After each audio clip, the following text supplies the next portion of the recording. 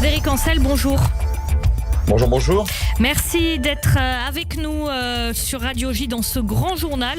Je rappelle que vous organisez aussi les 9e rencontres géopolitiques de Trouville-sur-Mer. C'est du 19 au 22 septembre sur le thème « Les femmes et le pouvoir ».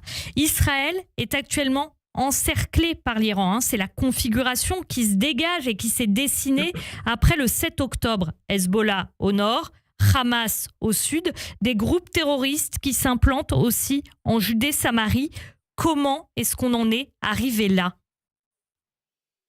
D'abord, je nuancerai. Je ne suis pas certain qu'on puisse affirmer qu'Israël est entouré par l'Iran, sauf à considérer que des États comme la Jordanie ou comme l'Égypte, par exemple, seraient favorables à la République islamique, ce qui est absolument faux, bien évidemment, et vous le savez, puisque là, on s'inscrit dans un schéma de confrontation chiite-sunnite qui n'a jamais été réellement résorbé depuis les années 80-90. Donc je vous dirais que c'est pas aussi clair. Après, le Hamas est un proxy au fond assez éloigné. Je veux dire par là que les Palestiniens sont tous sunnites, donc ils n'intègrent pas ce fameux axe de la résistance chiite voulu par Téhéran, et qu'ils sont instrumentalisés, et ils le savent, par Téhéran, même si effectivement l'Iran a soutenu le Hamas. Mais par exemple, l'Iran ne soutient pas l'autorité palestinienne, qui, elle, tient malgré tout debout, en quelque sorte, dans la zone A et dans une certaine mesure dans la zone B, établie par les accords d'Oslo à l'époque, dans les années 90, autrement dit dans les grandes villes palestiniennes. Alors donc, Frédéric Ancel, comment l'Iran utilise ce qui se passe depuis le 7 octobre pour avancer tout du moins ses pions ? Sur quel bouton, j'ai envie de dire, appuie l'Iran ? Alors, pour le coup, là où je vous suis, c'est évidemment le Hezbollah. Mais ça, c'est un cas un peu particulier parce que c'est une création ex nihilo en 1982 de la République islamique, donc au sud du Liban. Puis ça s'est étendu dans une partie plus importante, et notamment au sud de Beyrouth, évidemment, le quartier de Shia, notamment. Là, oui, aujourd'hui, le Hezbollah est un État dans l'État. Il vampirise le Liban. Alors, c'est pas nouveau. Je vous recommande d'ailleurs la lecture de l'excellent ouvrage Géopolitique du Hezbollah, du journaliste au Monde, Christophe Ayad, qui explique bien tout cela. Donc là, on est sur un proxy immédiat. Donc si vous parlez d'un bouton ou d'un levier à enclencher à chaque fois que la République islamique cherche à frapper Israël, oui, bien sûr, c'est le Hezbollah.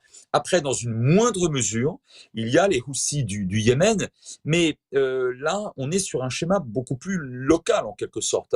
On donne souvent l'impression que ces gens sont omnibulés par la cause palestinienne. En fait, ils l'instrumentalisent de la même manière que l'Iran, en affaiblissant d'ailleurs l'Égypte, puisque à force de frapper des navires qui, du coup, ne passent plus par le canal de Suez, ils tapent l'une des principales rentes de l'Égypte, dont l'économie est déjà mal en point, parenthèse fermée. Donc c'est vraiment le Hezbollah, le cœur de la machine en Irak et en Syrie.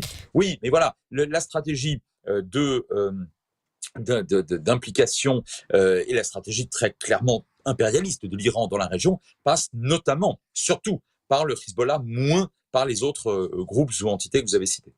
Frédéric Ancel, il y a eu les accords d'Abraham avec plusieurs pays de la région. Ces accords tiennent depuis le 7 octobre. Et puis, il y a de l'autre côté, effectivement, l'Iran qui avance ses pions. Ce bras de fer qui se joue autour d'Israël et autour du 7 octobre, qui aujourd'hui est en passe de pouvoir l'emporter. En tout cas, l'Iran a pris du retard. L'Iran, c'est un petit peu ce que j'appelais après son attaque extrêmement mesurée et calculée d'avril contre Israël.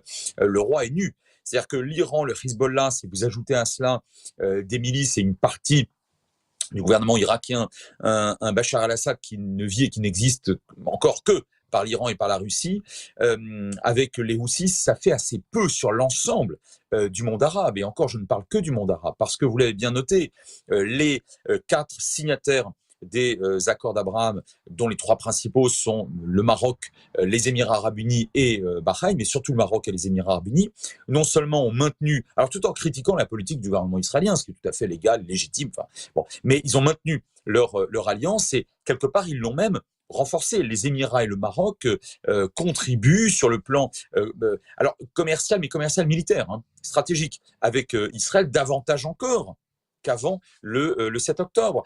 On peut aussi évoquer, parce qu'il ne faudrait pas les oublier, je les ai notés, la Jordanie et l'Égypte, en paix respectivement depuis 94 et 78. On aurait pu imaginer, au regard de la guerre extraordinairement violente qui se joue depuis le 7 octobre, on aurait pu imaginer au moins la suspension des accords de paix. Il n'en est rien du tout. C'est pour ça que quand je vous dis que, quand vous me dites avec raison que l'Iran cherche à avancer ses pions, oui, mais pour vous répondre très concrètement, là, si on devait maintenant faire un bilan, évidemment, très provisoire, de cette séquence commencée extrêmement violente par les massacres pogromistes du Hamas le 7 octobre, non, on ne peut pas dire que l'Iran et le Hezbollah l'aient vraiment emporté, en tout cas dans cette séquence, face à une alliance beaucoup plus vaste dans laquelle aujourd'hui, finalement, se trouvent Israël, les États occidentaux et une bonne partie des États arabes. En tout cas, Frédéric Ancel, le sentiment en Israël, il y a quand même un sentiment d'encerclement.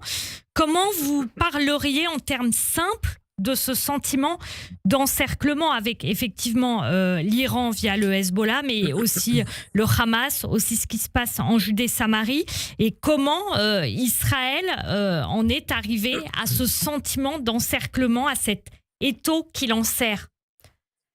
Alors, c'est ce que mon maître en géopolitique, Yves Lacoste, appellerait une représentation. Il y a une représentation, un petit peu, ça renvoie un peu au syndrome de Masada, d'isolement dans la région. Alors, ça correspond à une réalité.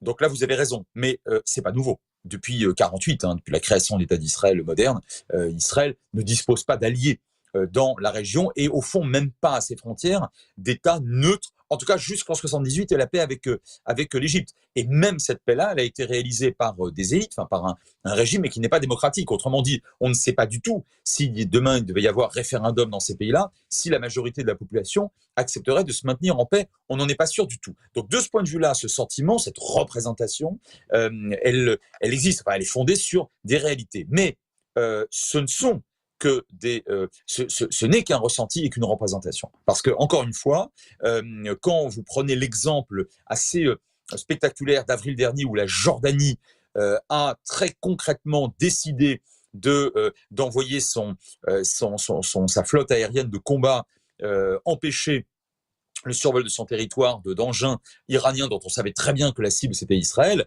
Si vous voulez, on ne peut pas parler d'un encerclement façon, par exemple, mai 67. En 48 ou en mai 67, là, vous avez un véritable encerclement stratégique, pratiquement total, avec d'ailleurs à l'époque un blocus économique et commercial total sur un État d'Israël qui était économiquement extrêmement faible, qui appartenait à ce qu'on appelait le tiers-monde. Aujourd'hui, ce n'est plus le cas. Et j'ajoute un dernier point, si vous le permettez. Je renverrai, c'est un peu un hommage à David Ben Gourion, à l'histoire des ceintures, la deuxième, la troisième ceinture. Aujourd'hui, Israël, non seulement négocie, mais fait du business et entretient des relations stratégiques avec des États situés plus loin, mais qui sont extrêmement puissants et de plus en plus puissants. Je pense à l'Inde, je pense à la Corée du Sud, à Singapour, à l'Australie, à beaucoup d'autres États, y compris certains d'ailleurs étant situés sur le continent africain. Et cerise sur le gâteau, il ne vous aura pas échappé que ces dernières semaines, lorsque l'Iran a menacé de frapper Israël après l'élimination d'Haniyeh à Téhéran, eh bien, les puissances occidentales, tout à fait, qui restent redoutables dans la région, j'ai nommé le Royaume-Uni et la France, ont très clairement indiqué que si Israël était attaqué militairement, il réagirait en faveur d'Israël, et je vous passe évidemment les États-Unis. Tout ça ne correspond pas réellement à un encerclement extrêmement hostile, dangereux et surtout implacable. Le 7 octobre a mis les Israéliens dans une situation de vulnérabilité, mais Israël reste un pays fort. C'est comme ça qu'on pourrait résumer les choses. Je résumerai en vous disant que les menaces tactiques, dont celle du Hamas, c'est-à-dire dangereuses pour des citoyens, parfois pour une région entière et pour une partie de l'économie, existent. Elles ne se sont pas multipliées. Elles existent, ces menaces tactiques. Elles ont changé de nature ces dernières décennies, mais elles existaient déjà auparavant. Elles existent toujours. En revanche, ce qui a changé, c'est qu'au contrairement aux années 40, 50, 60 et peut-être encore 70 avec la guerre du Kippour, il n'y a plus pour l'instant de menaces stratégique. C'est-à-dire qu'aujourd'hui, Israël, objectivement, sur le plan stratégique et militaire, n'est pas menacé de destruction par un État et pas non plus par une coalition. Merci beaucoup Frédéric Ancel, géopolitologue. Je rappelle donc les 9e rencontres géopolitiques de Trouville-sur-Mer du 19 au 22 septembre sur le thème « Les femmes et le pouvoir ». Merci beaucoup. Merci. Merci à vous.